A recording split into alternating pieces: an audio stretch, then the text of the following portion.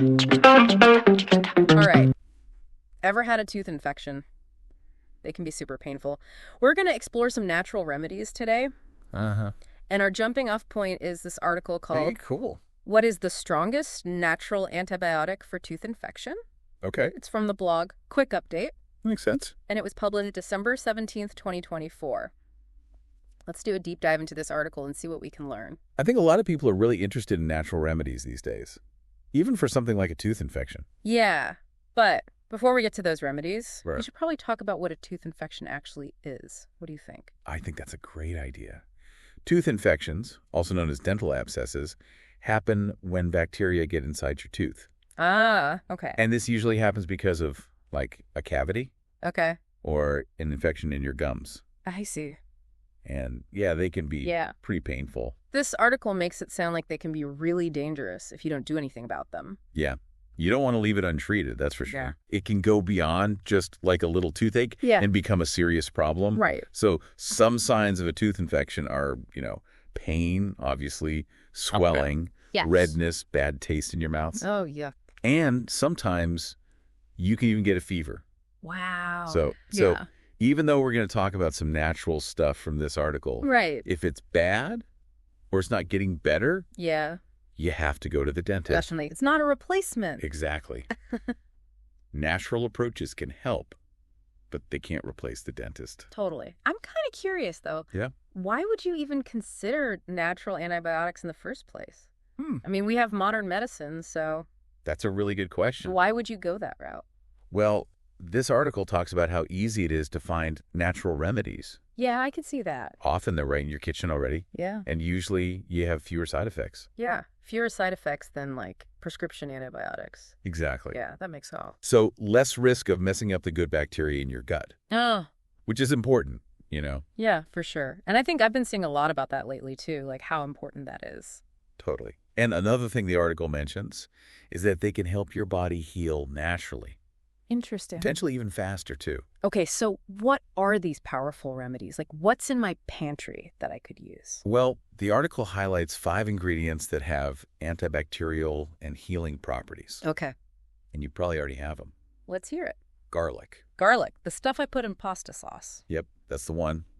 Garlic has a compound called allicin, which has been shown to fight bacteria. Wow, really? So how would I use that for a tooth infection? The article suggests crushing a fresh clove Okay. and putting it right on the area. I feel like that would burn a lot. Yeah, it might sting a little, Okay. but the allicin can get in there and kill those bacteria. So it's worth it, maybe?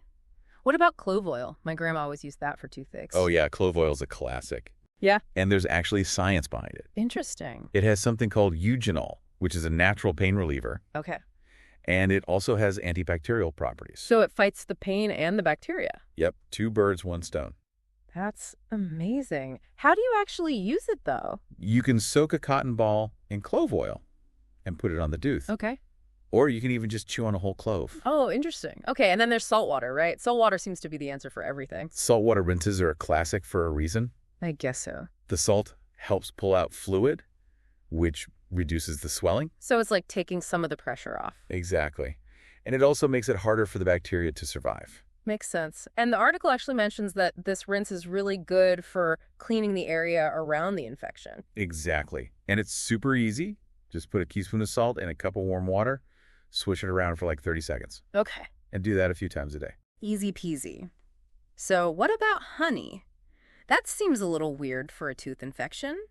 Isn't sugar bad for your teeth? You're right. Too much sugar is definitely bad for your teeth. Yeah. But raw honey actually has antibacterial properties.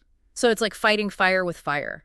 You could say that. So what kind of honey do they recommend? They specifically talk about Manuka honey in this article. Manuka honey. I've heard of that. Yep. It's known for being really good at fighting bacteria. Okay, cool. How do you use it, though? You can put a little bit directly on the tooth or your gums, Okay. leave it for a bit, Yeah. and then rinse. Sounds pretty simple. Mm. And last but not least, turmeric. Turmeric is a miracle cure for everything these days, it seems like. Turmeric has definitely gotten really popular. It really has. And for good reason. Yeah. It's got this thing called curcumin, which is both anti-inflammatory and antibacterial. So it'll bring down the swelling and fight the infection? That's right. The article says you should mix turmeric powder with water to make a paste and put it on for about 10 minutes. So we've got garlic, clove oil, salt water, honey, and turmeric. All from the kitchen. It's amazing what you can find in your kitchen to help you heal, right? It really is. But before we all go raiding our spice racks, Yeah, we should probably talk about safety and how to use all this stuff responsibly. definitely. What are some of the things we should keep in mind? Well, first of all, make sure you're using fresh ingredients. Okay, so fresh garlic, pure clove oil, raw honey. Makes sense. Exactly. And obviously, if you're allergic to something, don't use it. Right, of course. And I'm Right. guessing you shouldn't use any of these remedies if you have any cuts or sores in your mouth. Right, you want to avoid that. And it's important to remember that these are for mild infections. Got it. They're meant to help your body do its thing, Yeah, not to replace a dentist. definitely. If it's not getting better or it gets worse, Yeah, go see a professional. definitely. So when should you see a dentist? What are the signs? Well, the article mentions a few things.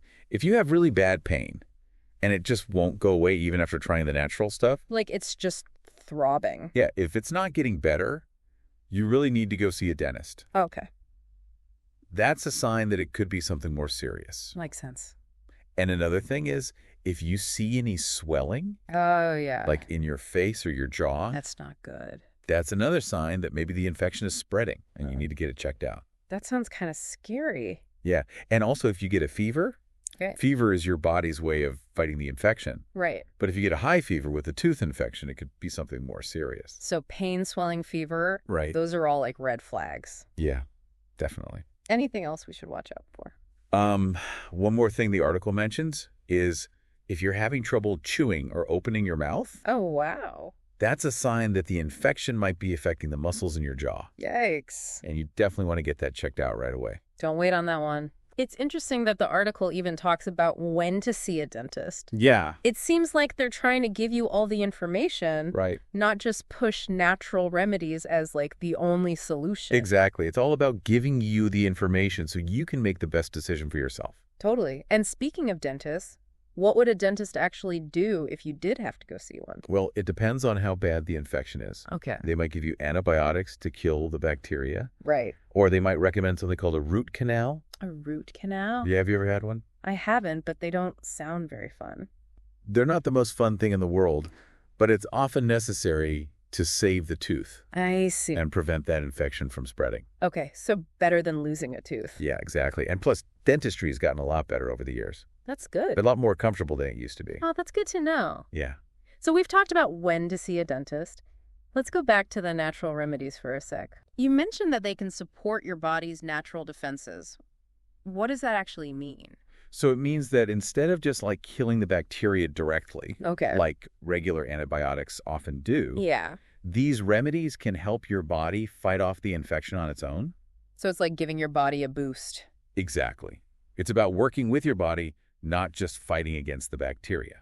I like that approach. Yeah, just a gentler approach. For sure. Yeah. So, for example, how do the saltwater rinses work? Well, the salt water helps to clean the area, and it makes it harder for bacteria to grow. Okay, so it's like creating an environment that the bacteria don't like. Exactly. And honey provides antioxidants and enzymes that can help your immune system. Makes sense. And turmeric, with its anti-inflammatory properties, can help with the pain and swelling. Right. It reduces the inflammation so your body can heal faster, I see. So it's all about helping your body heal itself. if that's the idea. Cool.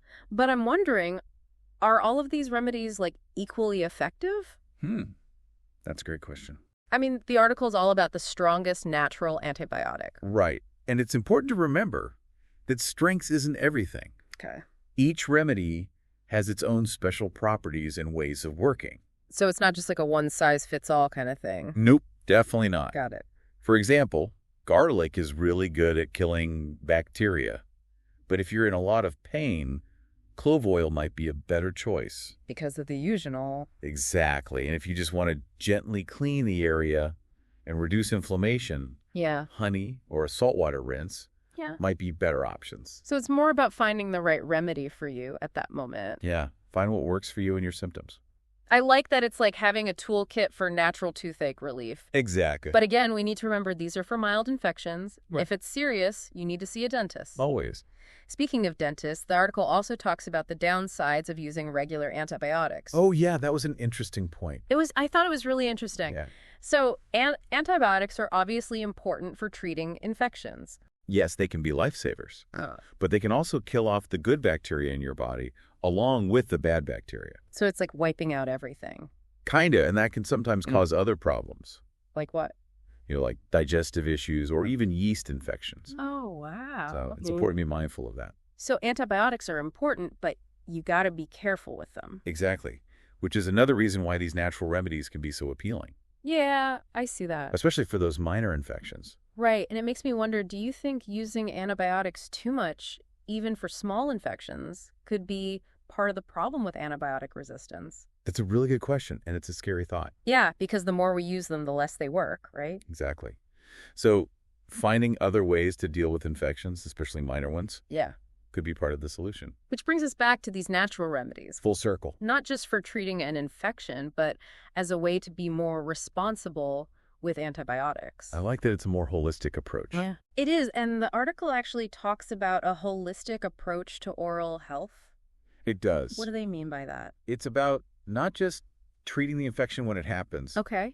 but preventing it in the first place. So like brushing and flossing and going to the dentist regularly? Exactly. All those things are actually part of a holistic approach. Interesting. It's about taking care of your mouth so you're less likely to get infections. Like building up your defenses? Exactly. So the bacteria can't get in. Right. And a lot of these remedies, like the saltwater rinse, Yeah. can actually be used for prevention too. So you can use them even if you don't have an infection. Right, just to keep your mouth healthy. I like that it's like being proactive instead of reactive. Exactly, and I think that's a powerful message. It is. It's about taking care of yourself.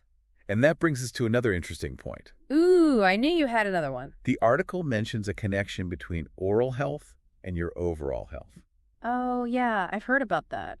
Yeah. Something about gum disease being linked to heart disease. You got it. Wow. The article doesn't go into a lot of detail, but it does suggest that taking care of your mouth Yeah. isn't just about having a pretty smile. It's about your whole body. Exactly. It's about your overall well-being. That's pretty amazing. It is. It makes you think about oral hygiene in a whole new way. It does. You know what? We should do a whole deep dive just on that connection That's a great idea. between oral health and overall health. Yeah, there's so much to talk about there. I'm adding that to the list. Okay. But for now, I think we've covered a lot about natural antibiotics for tooth infections. We've talked about specific remedies and the bigger picture of oral health. Yeah, we've gone from garlic to a holistic approach. It's been quite a journey. It has. So to recap, we talked about garlic, clove oil, salt water, honey turmeric, Right. all these amazing natural options. Yeah, and we talked about how important it is to see a dentist if you have a serious infection. Definitely natural remedies aren't a replacement for professional care. Exactly. And we also talked about the downsides of conventional antibiotics. And the importance of preventing infections in the first place. And that fascinating link between oral health and overall well-being. It's all connected. It really is. This has been a super interesting deep dive. It has. I feel like I've learned a lot. Me too. And I think it leaves us with some questions to think about. Oh, like what? Well, the article focused on 5 specific remedies. Yeah. But what other natural options might be out there? Good question. What about ancient healing practices or traditional medicine? Oh, yeah. There's so much knowledge out there. There is. We're always learning new things. Exactly. And that's what makes it so exciting. I agree. That's a great note to end on. It is. Thanks for joining us, everyone. Yeah, thanks for listening. Remember, knowledge is power, and a healthy smile is a reflection of a healthy body. Take care of yourself. Keep those smiles shining bright. Wow, as we wrap up this deep dive on natural antibiotics for tooth infections, I'm really struck by how much we've learned. It's gone way beyond just the remedies themselves. It has, hasn't it? We started with one question, what's the strongest natural antibiotic? Yeah. And now we're talking about oral health in this whole new way. It's like we've opened up a whole new world. Totally. And it makes me realize how much we can do to take care of ourselves. Absolutely. If we know more, we can make better choices. That's the goal, right? to give you the information so you can be in control of your own health. Absolutely. And this deep dive has done just that. We've explored all those natural remedies, like how to use them and why they work. We've talked about the good and the bad of conventional antibiotics. Yeah, and when it's really important to see a dentist. And that connection between oral health and overall health. It's been a truly holistic deep dive. I think so too. And you know what? I think it's left us with some really interesting questions to think about. I was just thinking that. I always know you've got something up your sleeve. What is it? Well, the article focused on using these remedies for when you already have a tooth infection. Right. But what if we thought about them as a way to keep our mouths healthy in the first place? Interesting. Like what if we used honey or saltwater rinses? Yeah. Not just to fight an infection, but to create a healthy environment in our mouths. So it's like we're being proactive instead of reactive. Exactly. We're supporting the good bacteria that already live in our mouths instead of just trying to kill the bad ones. It's like creating a garden, but for your mouth. I love that. A mouth garden.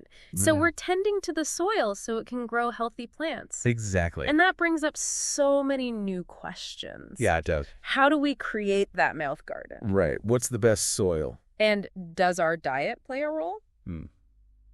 That's a big one. These are questions that go way beyond this article. Yeah, they do. But this deep dive has been like planting a seed. I like that. And now we get to watch it grow. It's the power of knowledge, right? It just keeps growing and growing. Couldn't have said it better myself.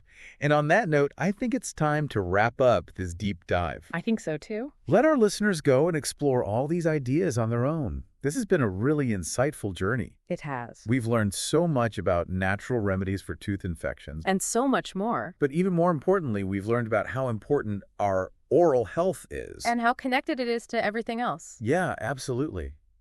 Thanks for joining us on this deep dive, everyone. Remember, knowledge is power, and a healthy smile is a reflection of a healthy body. Take care of yourselves and keep those smiles shining bright.